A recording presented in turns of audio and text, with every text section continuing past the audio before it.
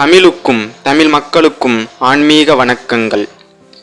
இந்த பூலோகத்தில் உயர்ந்தவர் யார், சிறந்தவர் யார், பெரியவர் யார் என்ற கேள்வி நமக்குள் அடிக்கடி எழுவது உண்டு.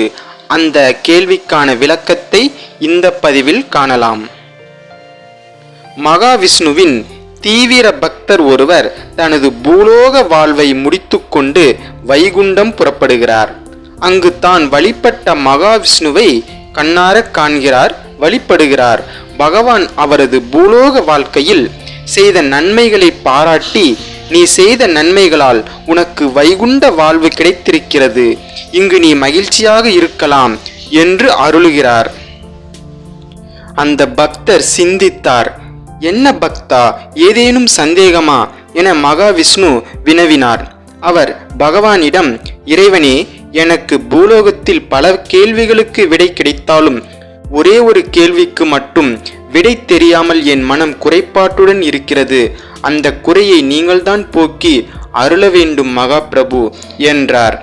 அனைத்தும் அறிந்த பெருமாளுக்கு அவருடைய மனக்குறை தெரியாதா என்ன? இருப்பினும் அதை வெளிக்காட்டி கொள்ளாமல், அப்படியா, வைகுண்ட வாழ்வை பெற்ற உனக்கு எந்த குறையும் இருக்கக்கூடாது, உனது மனக்குறையை சொல், அதை உடனே தீர்த்து வைக்கிறேன் என்றார். பகவானே, நான் பூலோகத்தில் இருந்த பொழுது மக்களிடம் நீ பெரியவனா நான் பெரியவனா என்கின்ற நிலை அதிகமாக இருந்தது.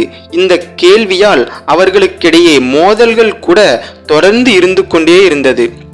இன்னும் அப்படித்தான் இருக்கின்றது. பூலோகத்தில் கடல், மலை என்று பெரிதாக எத்தனையோ இருந்த போதிலும் மக்கள் தாங்களே பெரியவர்கள் என்று போற்றிக் கொள்கிறார்களே. தாங்கள்தான் உண்மையை சொல்ல வேண்டும். பூலோகத்தில் உயர்ந்தவர் யார் என்று கேட்டார்.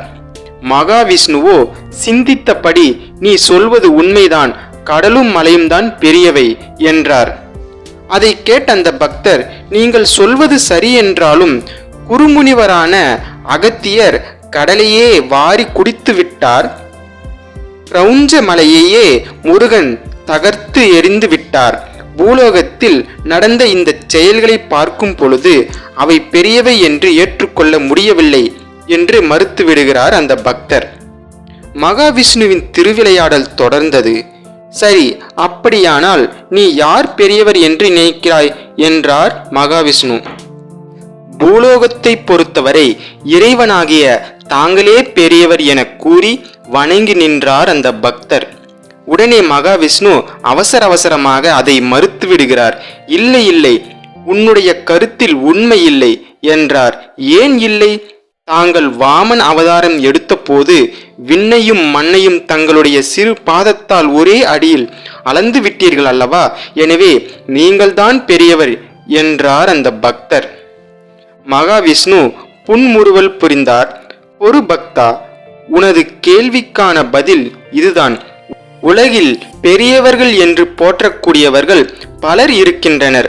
அவர்கள் யாரென்றால் உன்னை போன்ற பக்தர்கள்தான். உலகில் யார் மிக உயர்ந்த பக்தி செலுத்துகிறார்களோ, என்ன நடந்தாலும் கடவுளே கெதி என்று யார் இருக்கிறார்களோ, எவ்வளவு சோகம் ஏற்பட்டாலும் அது என்னால் தான் வந்தது என்று நினைக்கிறார்களோ அவரே உயர்ந்தவர் என்றார் மகாவிஷ்ணு. அதை அந்த பக்தரால் நம்ப முடியவில்லை. சரி பகவானே, உங்களையே நம்பினாலும் உங்களை விட தங்களை வணங்கக்கூடிய பக்தர்கள்தான் பெரியவர்கள் என்று எப்படி ஏற்றுக்கொள்வது என்று கேட்டார். உடனே மகாவிஷ்ணு அங்கிருந்த தேவலோக கண்ணாடியை எடுத்து வரச் சொல்லி, பக்தா, அந்த கண்ணாடியில் உனது மார்பு பகுதியை பார் என்றார் மகாவிஷ்ணு. அந்த கண்ணாடிக்குள் தெரிந்த அவரது மார்புக்குள் மகாவிஷ்ணுவின் உருவம் சிறிய அளவில் தெரிந்தது. அதை ஆச்சரியமாக பார்த்த பக்தரிடம் பகவான், கண்ணாடியில் பார்த்தாயா?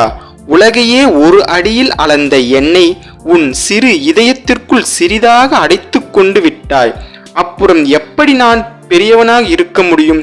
எனவே நீதான் உலகின் மிக பெரியவன், உன்னை போன்ற பக்தர்கள்தான் மிக பெரியவர்கள் என்றார். அதை கேட்ட அந்த பக்தர் அகமகிழ்ந்து பகவானை வணங்கியபடி நின்றார். இந்த பதிவின் மூலம் நமக்கு என்ன விளங்குகிறது என்றால், இறைவன் மீது நாம் பக்தி செலுத்துகின்றோம். அதனால் இறைவன்தான் பெரியவன் என்று நினைக்கிறோம். அது உண்மையல்ல. இறைவன் பெரியவன் என்றாலும் அந்த இறைவன் மீது செலுத்துகின்ற பக்திக்கு வலிமை அதிகம். இறைவனை காட்டிலும் இறைவன் மீது செலுத்துகின்ற அந்த பாசத்திற்கும் அந்த எல்லையற்ற பக்தியின் ஈடுபாட்டிற்குத்தான் வலிமை அதிகம் என்பதை இந்த சோதனை நிரூபணப்படுத்துகிறது. அதனால் இறைவன் மீது பக்தி செலுத்துவோம். அந்த பக்தியின் மூலமாக பல நன்மைகளை பெற்று வாழ்வில் சிறப்படைவோமாக. அனைவருக்கும் வாழ்த்துக்கள்.